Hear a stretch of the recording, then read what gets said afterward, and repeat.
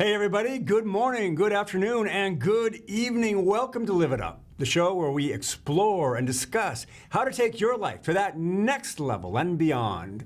We cover health, wealth, relationships, and how to create a life that feels good, because that's ultimately what we all want. We want to feel good.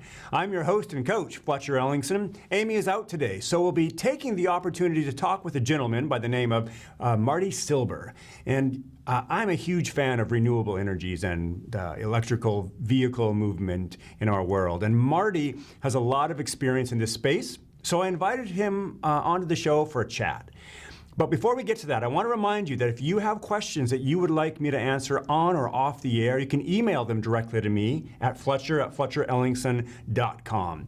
There are answers, there are solutions and ways to get unstuck and move forward powerfully. So don't be bashful. Let's hear from you. And you can always visit my website, fletcherellingson.com. I got all sorts of free resources there. Stop by, check them out, say hi. Love to hear from you. Okay, our guest today is Marty Silber. And for over 20 years, he's worked as a consultant, lobbyist, and leader for consulting firms, developers, and the United States military on renewable energy, sustainability projects throughout the world. He collaborates with companies and thought leaders to analyze, strategize, and implement global initiatives to meet their environmental, social, and governance goals. He's currently involved in a collaborative endeavor to build out charging stations across the country in strategic areas which will be powered by renewable energy. Very cool.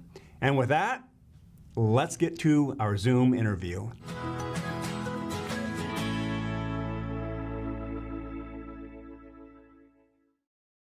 Hey guys, Fletcher Ellingson here. Welcome back to another episode of the practice of feeling good in business and in life. I'm so glad you're here, and I'm so glad that we're in this conversation. As you know, I believe that the practice of feeling good is key to transforming ourselves and our world. I really believe that, because when we feel good, and feeling good covers a lot, but secure, confident, grateful, joyful, open, willing, connected. When we are feeling good, we have access to creating the life we desire. And it's a practice. It's a practice of noticing the wins, noticing where life is working out for us, realizing that life has always been working out for us, is working out, and will working out, right? It's really about trusting, because trust feels good. And it's about building up the muscle of appreciation and celebration and aligning our thoughts with our desires so we can attract those and create those actual desires in our life. And which is one of the reasons why I have this particular guest on today, because there is an EV revolution, electric vehicle revolution. There's a renewable energies revolution happening on our planet. I think it's exciting, and it's an alignment with what I wanted. It's an alignment with what so many people have wanted. So I thought, let's have this guy on. His name is Marty Silber. I happened to across him and heard what he was doing. I thought, oh, let's bring him on the show, find out from somebody, an expert in the field. And so anyway, a little bit about Marty. This is just taken directly from his website at ecoitnow.com. That's ecoitnow.com. You can also find out more about him at martysilber.com. I'm just going to read this quick blurb. For over 20 years, I've worked as a consultant, lobbyist, and leader for consulting firms, developers, and the United States military on renewable energy and sustainability projects throughout the world. I've collaborated with stakeholders, entrepreneurs, and thought leaders to analyze, strategize, and implement global initiatives to meet its ESG goals. Marty is currently involved in a collaborative endeavor to build out charging stations across the country in strategic areas, which will be powered by renewable energy. And like I said earlier, I'm a huge fan of the EV movement and renewable energy. So I decided to meet or to ask Marty to be on the show, and was delighted when he agreed to be our guest. So let's just get to the interview. All right. Welcome to the show, Marty Silber. Thanks for being taking time with us today. Hey, thank you. Good to be with you. Yeah. As I told you a little bit ago, we always like to start out with some wins because we like to practice on what's going well, what's feeling good in life, because it's all about feeling good. So, what's a personal or business win that you've got in your life? Yeah, that's a good question. I'll start out with many years ago, between the years of 2003 and 2005, I was a lobbyist or campaign strategist for the Sierra Club. And our goal was to get a renewable portfolio standard passed through uh, the city council, so we could have a mandate for renewable energy in Washington, D.C. And we got that legislation passed. Um, and that was my first successful win in renewable energy. What I'm excited about is Washington, D.C. is considered one of the best uh, exciting markets for renewable energy in the United States, if not the world, because of the great legislation that we put into place. I worked on the initial legislation, and truthfully, there's been many updates to my legislation. I worked on the second and third update to the legislation as well. Um, so we have a very awesome renewable energy market in Washington, D.C. because of my legislation. And once I tell people this, a lot of people actually say, thank you. You know, you created my job for me. And it's really exciting that we have such a great market. Solar is doing awesome here. And so that's the first thing. After I did that, I realized in order to meet these targets that we put into place in this bill, we needed to, how are we going to get these projects done?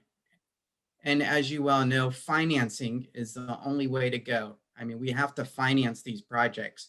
So I became a master at financing these very complex transactions, because here in the United States, you use renewable energy tax credits, and it's very complicated to use tax credits. So I became a expert at renewable energy financing to finance these projects, renewable energy projects.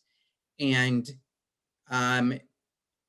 my second biggest win for the military, for 3 years, for both the Army and Navy, we were looking at financing renewable energy projects on military bases throughout the world.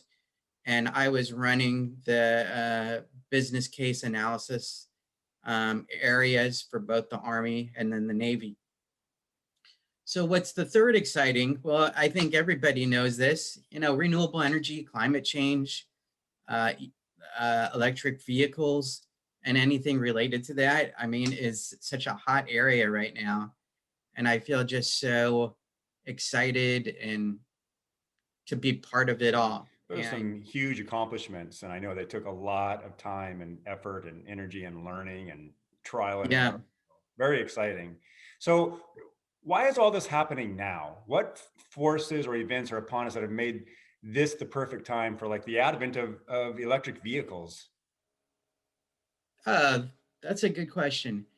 Well, I think the primary thing is, you know, we have climate change going on, number one.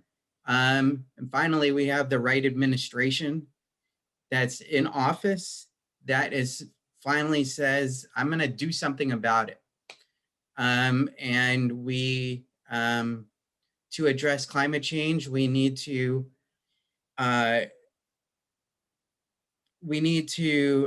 push programs forward. We need to push money to certain programs. We need to push money to research and development. and we have the right administration in place to push that forward. Number two, I mean, over the last 5, 10 years, we've actually have done a lot of great things. Um, a lot, renewable energy has grown approximately 30% every year, Mm. right? And the number of wind installations and solar installations on average, 30% a year. And so we have been successful. And so we know we've actually proven that there's technologies out there that can be used to address climate change.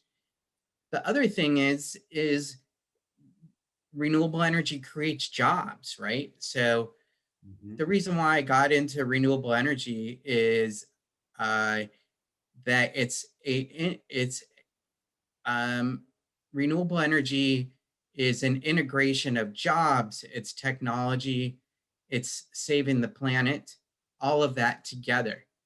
And I think that's why it's very much driving right now, because um, you're creating jobs at the same time you're saving the planet. Yeah. So help us understand the burgeoning revolution in our world around the EV market, or the electrical vehicle market. Sure. The electric vehicle market actually is really exciting for a couple of different components.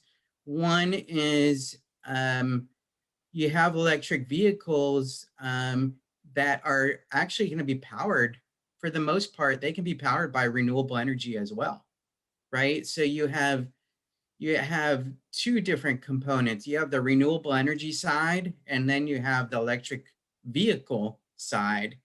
And I'm participating in both of them just from my background. But the electric vehicle market, what's so exciting is the automobile manufacturers, and I think all of you saw this on the Super Bowl, right? GM made its big announcement that they've committed to going all electric, and it's so exciting what the automobile manufacturers are doing. All these new electric vehicles, they're announcing day in and day out.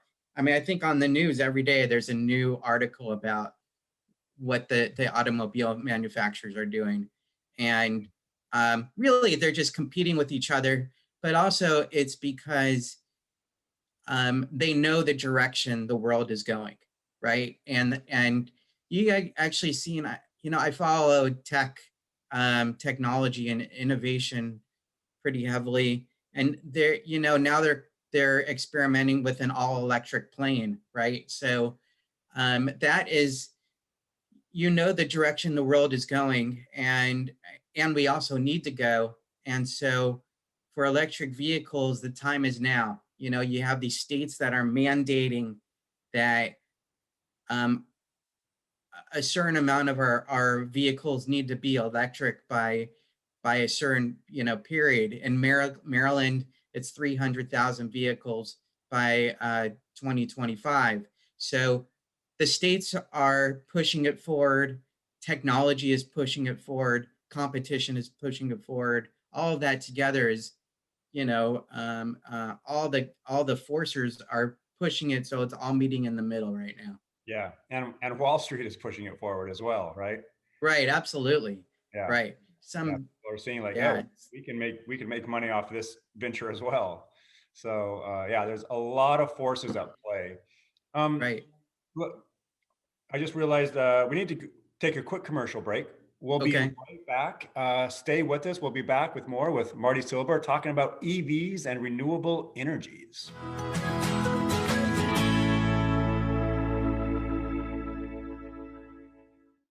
Hey guys, welcome back to the show. So glad you're here. We're talking about a topic that I personally am invested in financially and emotionally.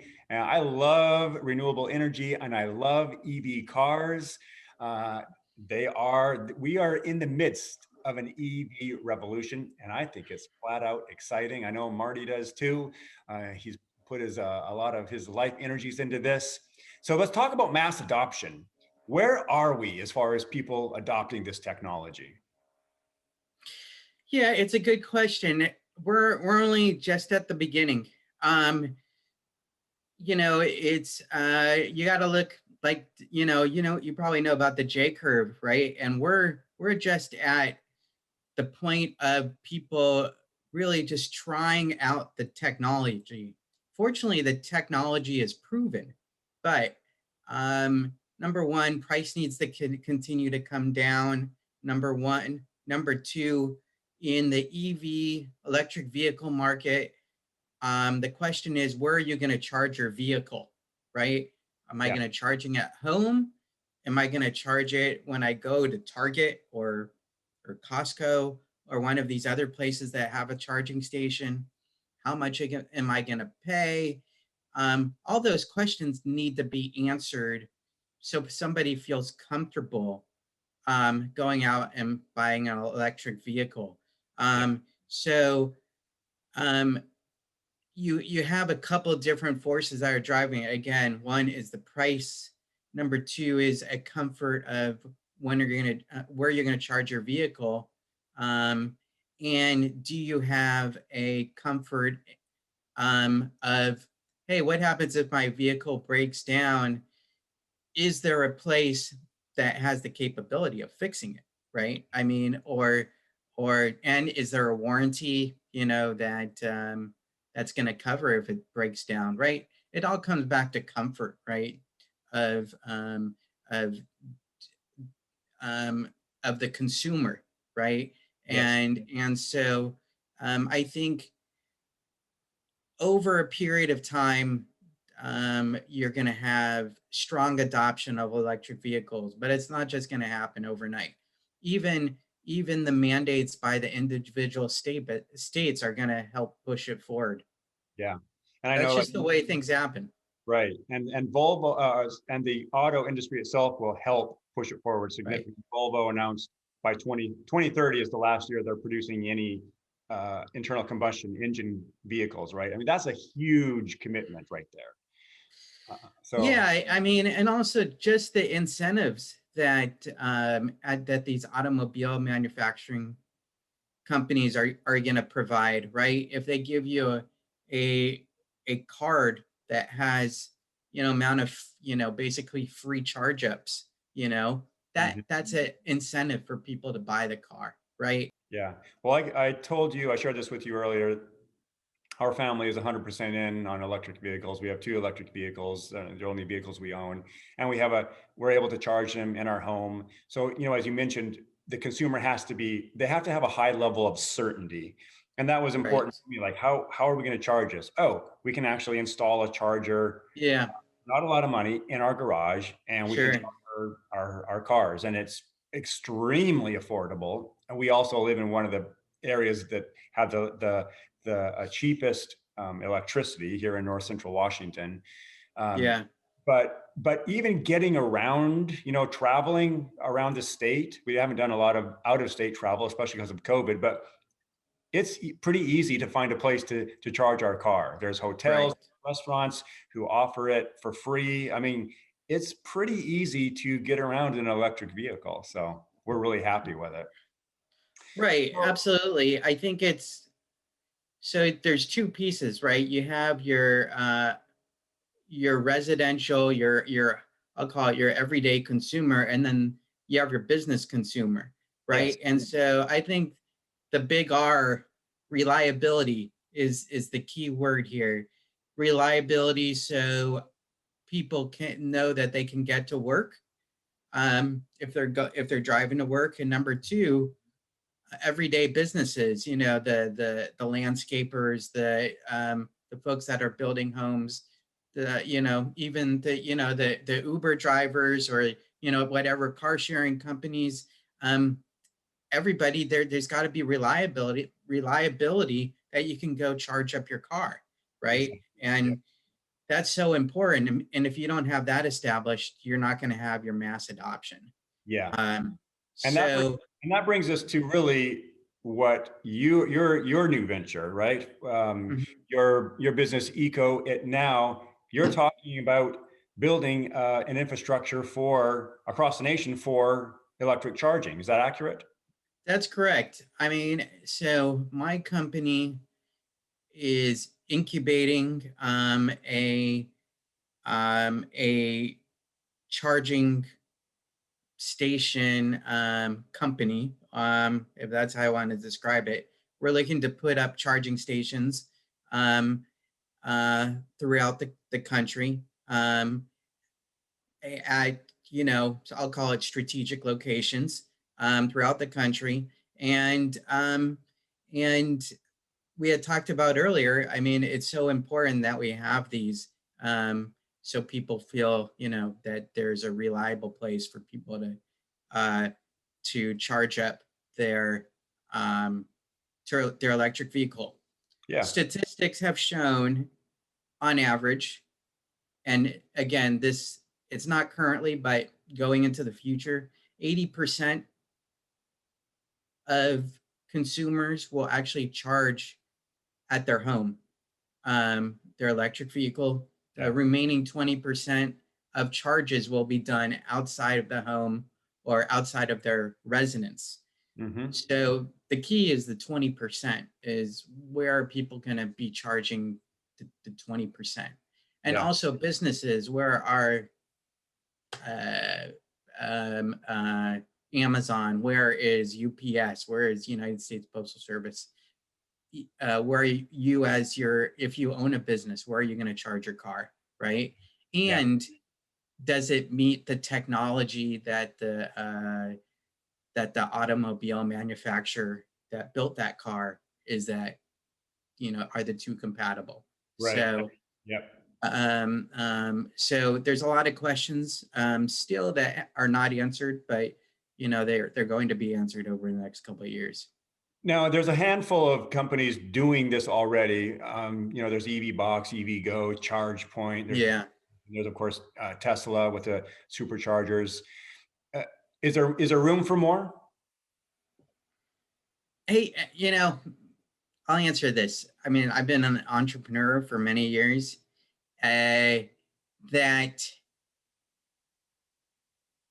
one of the first things I believe is the most important thing as an entrepreneur is, what is the problem, and then find a solution, right? And the second thing is find your niche market, right? So I believe that there is a niche market to be found, which is providing reliability, a reliable place for people to charge up their vehicle.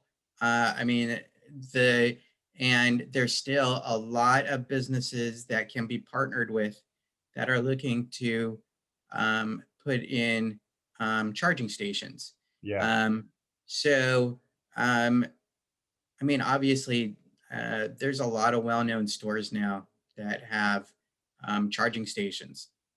But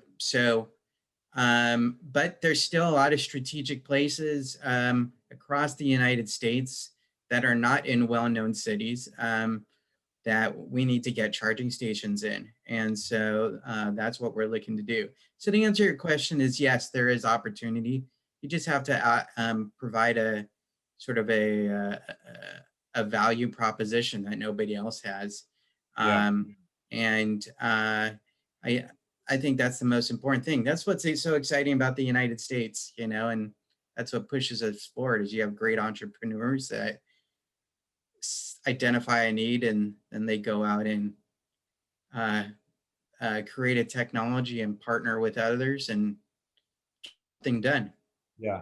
And, I really envision every gas station across the country will need to be outfitted with, their own charging stations. They'll still be offering the gasoline option, obviously, but they're going to need to have that charging station option as well. Just like you said, almost every business, every town, I mean, every hospital, I mean, everything is going to need to have this option. So I think, like you said about mass adoption, we're just at the very beginning stages, and I think there'll be a massive ramp up also for the infrastructure too. but I think we're just at the beginning there too. So I personally think there's a ton of opportunity. Hey, Right. we just have one more minute left. I Sure. understand there's opportunities for partnerships and investing in your company. And if someone's interested in finding out more about what you're doing and having a conversation with you, what's the best way to reach you? Yeah, two things. You can write an email at msilber@ecoitnow.com, or just go to my Facebook, which is Marty Silber, and I always post things almost every day, and you'll be able to get in touch with me there. And then there's a website too. Is that accurate? Yeah, ecoitnow.com. Yeah, EcoItnow.com. Excellent. Marty, thanks so much for being on the show. Love talking about this topic, and I wish you all the best. And we'll touch base with you later on and find out how things are going, okay? All right, thanks so much. Really appreciate your time. Yeah. All right. And now you know what it's time to do. It's time to get out there, be a source of kindness, be a source of contribution. You do have something to offer this world, and I believe in you.